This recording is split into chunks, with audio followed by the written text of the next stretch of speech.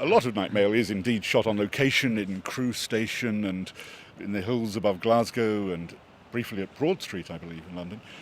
But the interior shots, all of them, were reconstructed here in the studio by local carpenters. What we see is a cross-section of one of the travelling post office carriages with real postal workers swaying around, simulating the movement of a train.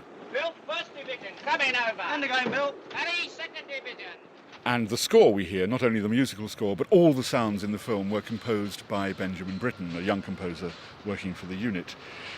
Indeed, it's uncanny that everything you hear, the whoosh of the train going past, the screeching whistles, the clickety-clack, all these sounds were created here in the studio. So it's a kind of musique concrète then, is it? Yes, and at least 15 years before French composers arrived on the scene and claimed it as their own.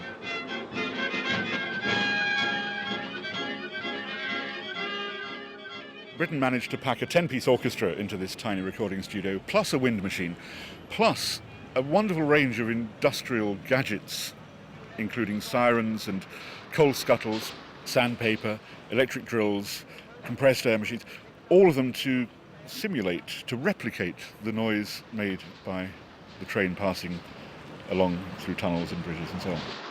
The mines of Wigan.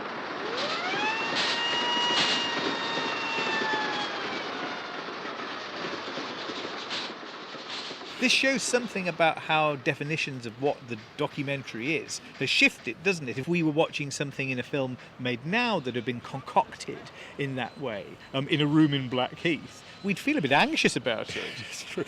I think it's realist in the sense that it's, at the time, contemporary. It's realist in that it's about social coordination and shared enterprise, and it's especially realist in that it's secular. It's not about transcendence or mythical experiences. It's about ordinary life, working life. This was the major breakthrough, I think, of the GPO film unit. Not just putting the working class on film in non-comic roles for the first time, but actually getting their voices for the first time on film. Coming over. Oh, buddy, what's the game? Turn it up. Oh, Graham. There are 7 sorting vans on the postal special.